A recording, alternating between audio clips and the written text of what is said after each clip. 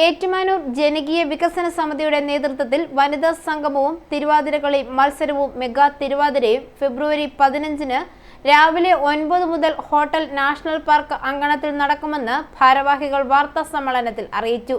Registration സൗജന്യമാണ്. മത്സരത്തിൽ വിജയികളാകുന്ന ടീമിന് ഒന്നാം സമ്മാനമായി 8000 രൂപയും രണ്ടാം സമ്മാനമായി 5000 രൂപയും മൂന്നാം സമ്മാനമായി 3000 രൂപയും ക്യാഷ് അവാർഡ് ലഭിക്കും. 11:30 സമാപന സമ്മേളനം Oushadhi limited chairperson Shobhana George XMLA ഉദ്ഘാടനം ചെയ്യും. ജനകീയ വികസന സമിതി പ്രസിഡന്റ് B. രാജീവ് അധ്യക്ഷത വഹിക്കും.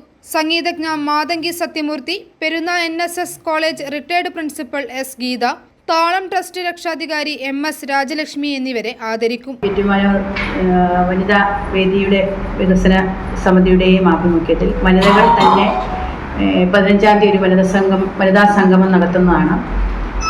അതിൽ ഒരു തിരുവാതിരകളി മത്സരവും മെഗാ തിരുവാതിരയും രാവിലെ 15-ന് രാവിലെ 9 മണി മുതൽ ഹോട്ടൽ നാഷണൽ പാർക്കിൻ്റെ അങ്കണത്തിൽ വെച്ചാണ് നടത്തപ്പെടുന്നത്. അതിൽ നമുക്ക് നമ്മുടെ ഇതിൻ്റെ സമ്മാനദാനവും സമ്മേളന ഉദ്ഘാടനവും ഒക്കെ ചെയ്യാൻ വേണ്ടി വരുന്നത് നമ്മുടെ XMLA പിന്നെ ഔഷധിയുടെ ചെയർപേഴ്സണുമായ ശോഭന ജോർജ് അവർകളാണ് വരുന്നത്. ജനറൽ കൺവീനർ പ്രിയ ബിജോയ്, അമ്മിണി സുശീലൻ, ആശാ കിരൺ, ഗീത ഉണ്ണികൃഷ്ണൻ, രാജീസ് വർഗീസ് എന്നിവർ വാർത്താ സമ്മേളനത്തിൽ പങ്കെടുത്തു.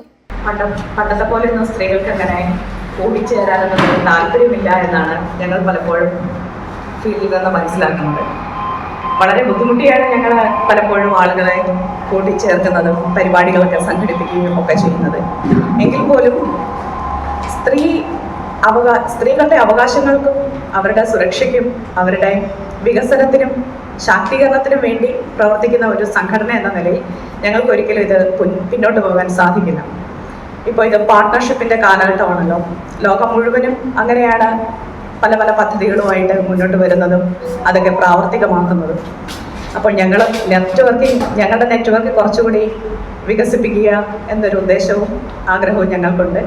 അതിൻ്റെ ഭാഗമായിട്ടാണ് ഞങ്ങൾ ജനകീയ വികസന സമിതിയിൽ എത്തുന്നതും സഹകരിച്ച് മുന്നോട്ട് പോകാൻ സാധിക്കുന്നതിൽ വളരെയധികം സന്തോഷമുണ്ട്. i4 news, Ettumanoor.